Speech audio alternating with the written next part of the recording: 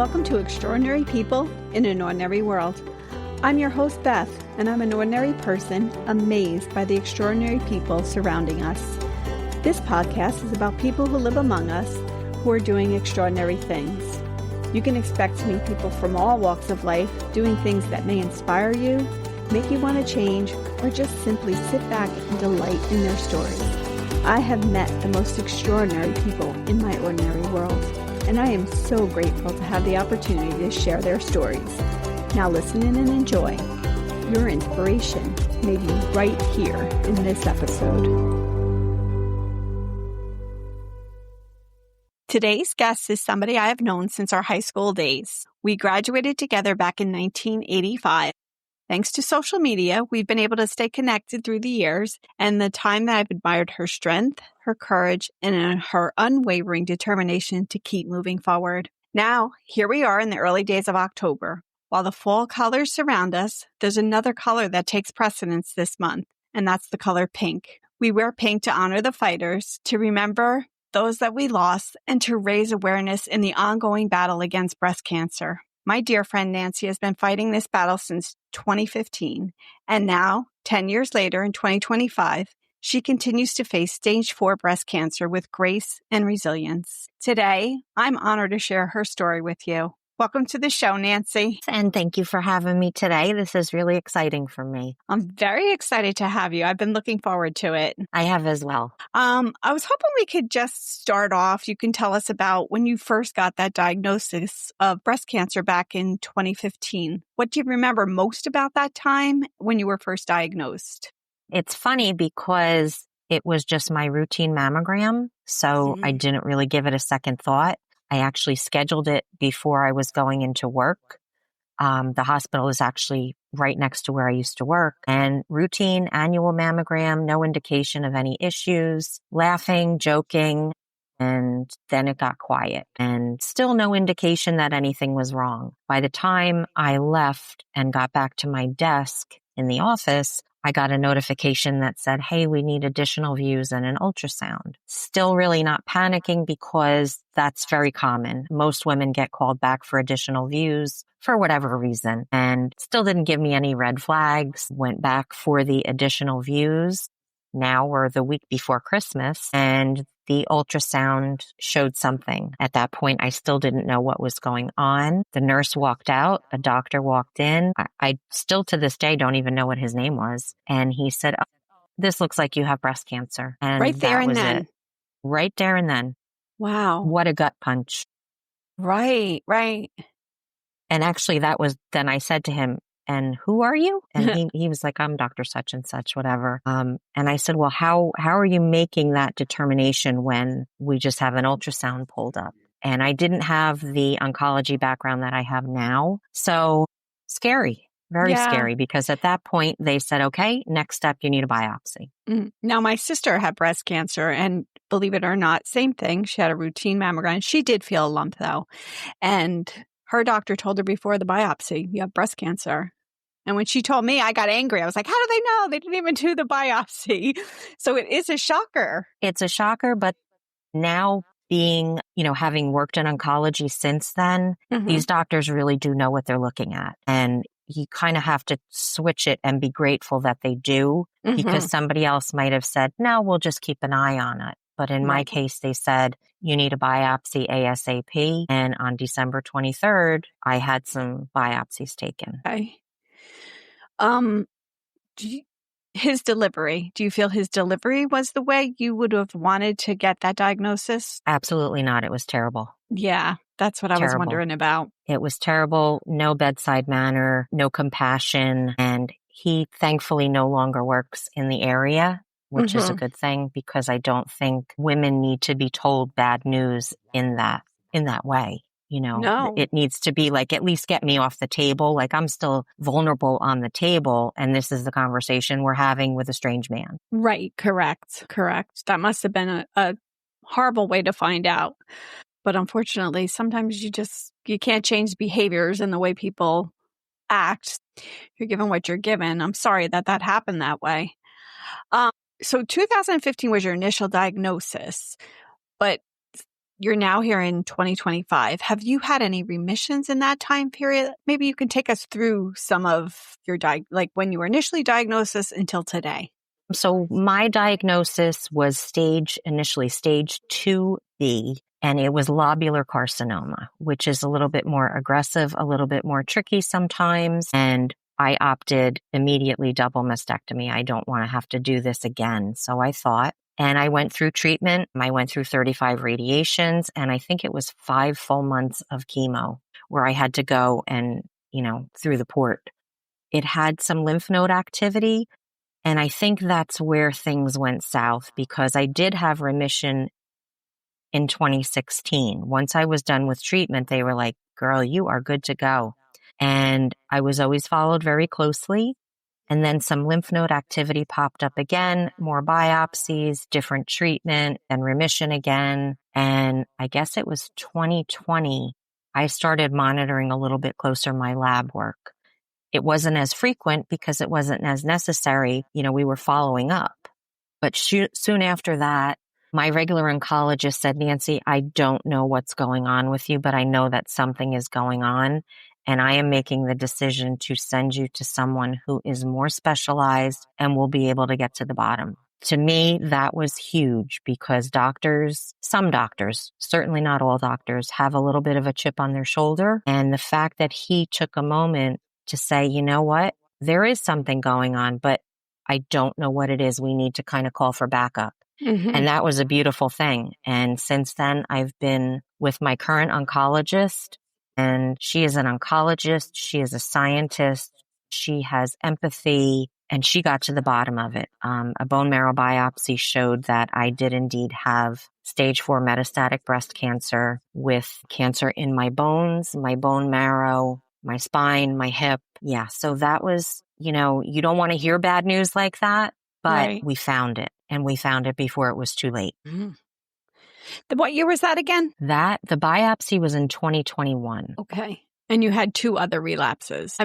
Before that. Pardon me. Before that, yeah. Where it involved like changes in hormone blockers and things like that. Mm-hmm. Not so much that I needed chemo again, but they needed to adjust treatment to kind of keep things at bay. But that really didn't work.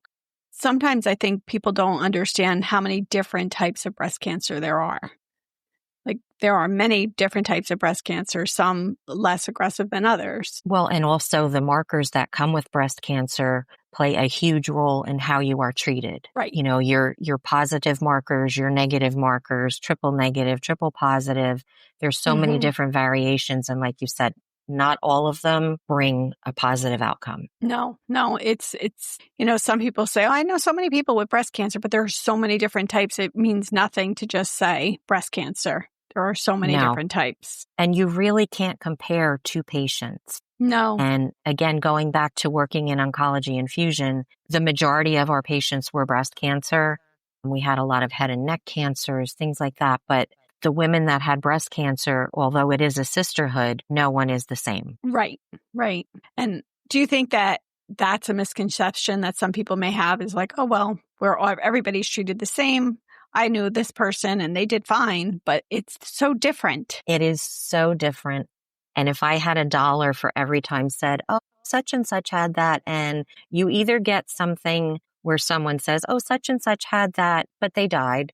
Yeah. And, oh, such and such had that, and they've been in remission for 25 years. Right. There is no comparison at all. Cancer is cellular. No one has the same cells. Exactly. And I think that's really important for people to know, because some people can go into something like this and be like, oh, I'm going to be just fine. And they don't always realize the reality of what they may be facing. Exactly. So are there any misconceptions about living with stage 4 cancer that you wish that people understood more fully? So this is a difficult question because, people hear stage 4 and they instantly, not to be morbid, but people start to plan their funerals. Right. And that's not really the case anymore. For some, yes.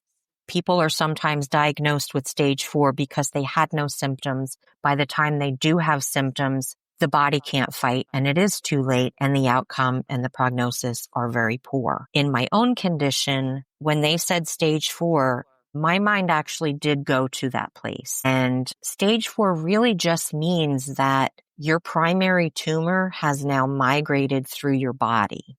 Mm-hmm. And we can treat it. We can't cure it, and you won't get remission anymore. I think people think, well, cancer, you keep taking chemo until you're in remission and then you're done. Mm-hmm. And unfortunately with stage 4 cancer, I will never achieve remission. The biggest word that I love to hear from my oncologist is you are stable. Okay. It's not going to go away. I have it in several places in my spine. I have it in my hip. I have it in my bone marrow. It's not going to go away. Our goal is to provide me with treatments that keep it stable and keep it from advancing. And that's why I have a PET scan every 90 days.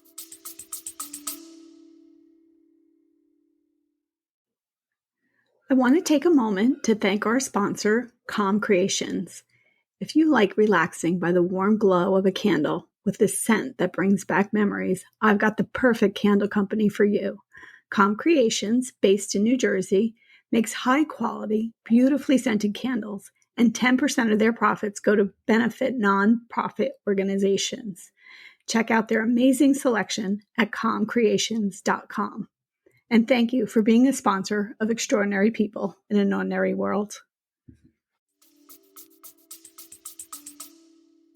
I know that we talked previously and we talked about some of the things we're going to talk about. Can you tell me how those treatments are? Like, how much does that take out of you on however frequently you get them? Well, I am on since being diagnosed with stage 4 in, I think it's April of 2021, I am on my 4th line of chemo treatments. Okay. Meaning that this is my 4th type of chemotherapy that we've had to switch. Mm-hmm. You know, I got about a year out of each of the other treatments, and they work until they don't. The good news is it's 2025 and the options are so great. And even if you run out of options, there are so many trials and there's so many advancements. So in my mind, I have a long way to go. Even if this treatment starts to fail, I'm blessed with an oncologist that we always laugh. I say, you're driving the bus. I'm just a passenger, so just tell me what to do. And one of the biggest things she says to me is, Nancy, your journey is not a sprint. I'm sorry. Your journey is not a sprint. It's a marathon. And you just have to pace yourself. So the treatments, they are difficult. Some were more difficult than others. The biggest problem I have is that they're unpredictable. So it's very hard to plan your life. It's very hard to plan activities because each day I don't know what I'm going to wake up to. Yeah, that sounds like it could be extremely difficult because we're all planners these days, right? We want to plan our whole, 2026 is on the way here. We want to plan our whole 2026, never mind the week, right? It's difficult. And sometimes I wake up and I don't get out of my pajamas the whole day. Yeah. And I'm either nauseous or I'm weak or I'm dizzy or the pain is too much this day. And then the next day, I may leave the house at 5 a.m. and go fishing. Right. I can't, when friends say, hey, do you want to do this? I'll let you know a half hour before it's time because I can't tell you. I can't answer that. And it does put a lot of pressure on myself to try and keep up sometimes. I could see that. I could definitely see that. What role has hope played in that journey in stage 4 cancer? Do you have any practices or any sources of strength that help to get you through? If you don't have hope when you have cancer, you are essentially throwing in the towel and giving up. Hope is the biggest thing that you need when fighting cancer. Hope for another day, hope for another week, hope for another month. And working in oncology previously, and it was a short time. I was only in oncology for about 3 years. That's what these patients need. That's what they crave. Because as long as you have that, as long as you have hope, you're living. Once you give up hope, people just give up and there's nothing left. So you have to keep that. You have to keep hope in your heart. Do you think you could talk a little bit about how your diagnosis impacted your relationships, not only with your husband and your 2 sons, but also friends and other family? So in regard to that, my family bonds are stronger. They do keep a very close eye on me. There's always somebody checking in on me, all times of the day, because if I'm home alone, they just want to make sure I'm not, that I'm feeling okay. Mm-hmm. They're very aware of my strengths and weaknesses, and they know that they change on a daily basis, and we're able to adjust life accordingly. My husband is my rock. I would have been gone long ago without him because he keeps me on track. He keeps me focused. And more importantly, he keeps me mentally stable because there's days where, I kind of really need to be talked off the ledge. In regard to friends, that's my immediate family, my extended family as well. Supportive, anything that I need, it's great. With friends, it can go either way. They either really understand, some try to understand, and some have walked away completely on their own, or for my own mental peace, I had to walk away. Okay. I'm very thankful that my best friend understands better than, or as well as my family, that she's there for me 24/7. And she gives me words of encouragement. She picks me up when I'm down. And, when we're together, we just have a great time, and I'm able to kind of forget all about cancer. Not everybody understands, and that's okay. If they want to understand, I'm happy to share with them. If they don't want to understand, that's okay too. It's very heavy. Yeah. So it's okay though. You said something in that statement that really hit me when you said your one friend can make you feel like you don't have to think about cancer for a little while. Because it's so ongoing now, right? It's every part of your life. It's 24/7. It is a full-time job. I haven't been able to work since March of 2020, actually right before COVID. Mm-hmm. Once I got sick again, it's just because my life is so unpredictable and the side effects are so unpredictable, I can't work. Mm-hmm. Cancer is my job every single moment. And she gets that. But she could just pick me up and make me laugh. My husband makes me laugh constantly. Laughter is a huge part of pushing through the days. Yeah. I mean, that one statement kind of choked me up a little bit because you don't think about not having to think about it. But you do want those moments. Oh my God, absolutely. Absolutely. And those moments, sometimes you don't even know when they're happening. And then you'll look back and say, wow, I had a great day and I didn't think about cancer once. That's great. That's why I love fishing. I love the beach. I love to be with my friends. I love to be with my family because you're not thinking constantly. Yeah, I like that. Do you now, because you've gone through it for all of these years, do you feel a pull to give back to other women and be a part of support groups or doing talks or even podcasts like this? I do feel a pull to give back because I've had that background. And when I worked in oncology, it was great because I could be honest with these women about side effects, presented in a way that you're never going to say anything bad to a patient. But when they say, oh my God, I have no taste buds, everything tastes like metal, I could maybe give them some tips and tricks to help them. Different side effects I can help them manage better than maybe a doctor because I've lived it. So, but it's not just women.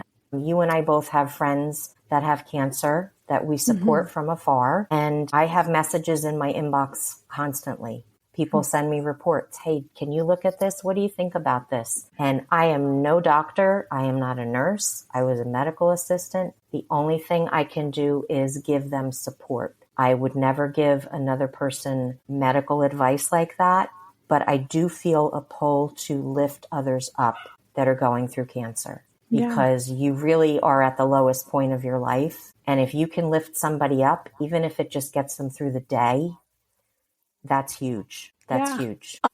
I know you were saying about the friend from afar. I bet you're a very big support to that person. Love him to death. Me too.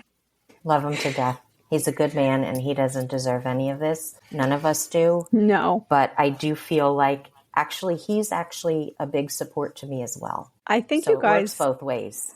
Have had some similar experiences and with remission and that type of thing. Absolutely. I mean, when I see your interaction sometimes on social media, it brings me joy to know you have one another. It does. It does a lot. Yeah. If you, this might be hard, but if you could go back and speak to yourself way back in 2015, just after your diagnosis, what would you say? This is a question that actually is on my mind frequently, believe it or not, because as the years went past, I didn't realize how much PTSD I had. So when I do take myself back to 2015, for the longest time, I wasn't able to talk about it because PTSD is a very real thing with cancer patients, especially long-term cancer patients, because you go back to some of the negative parts. And I try not to do that.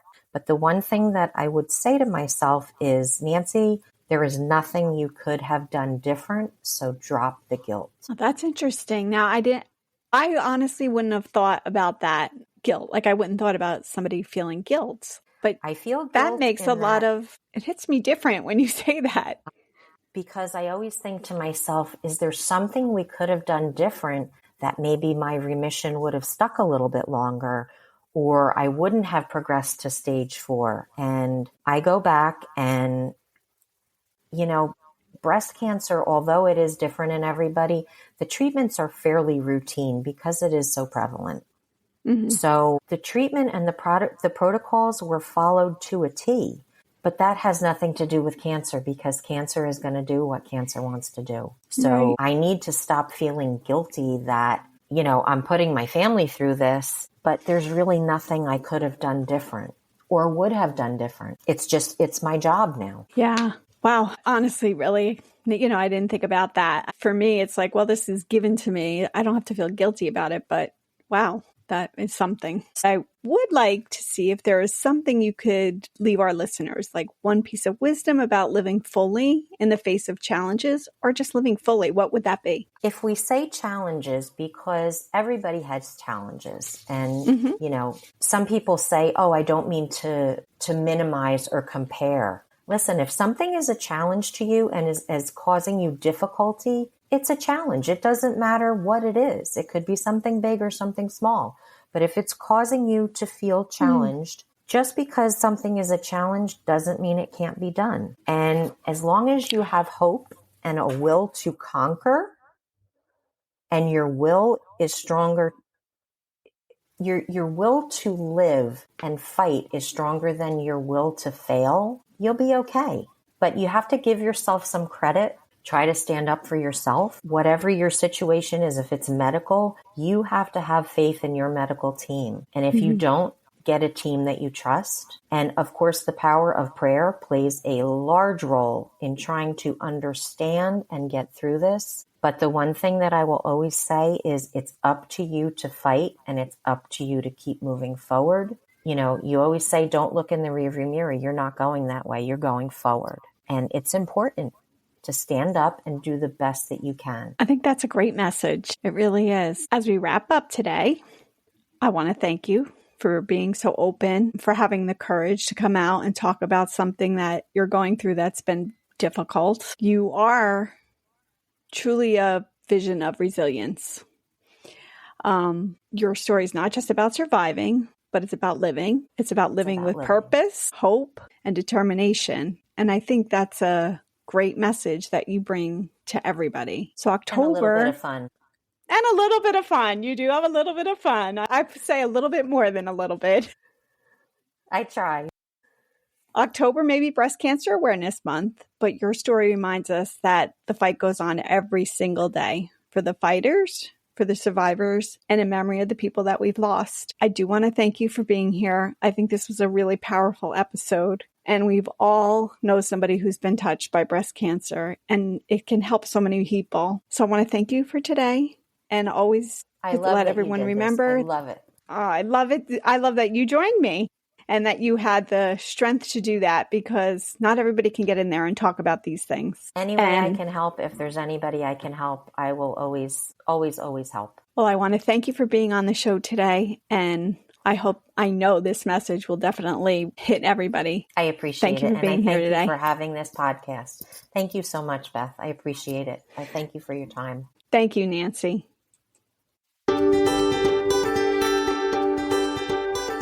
Thank you for joining me on Extraordinary People in an Ordinary World. I hope you enjoyed today's show. Please share with a friend. If you know an extraordinary person, I would love to hear from you so that I can feature them on the show. Please email me at bethextraordinarypeople@gmail.com, or you can message me on Instagram at extraordinary_people_podcast. I look forward to hearing from you.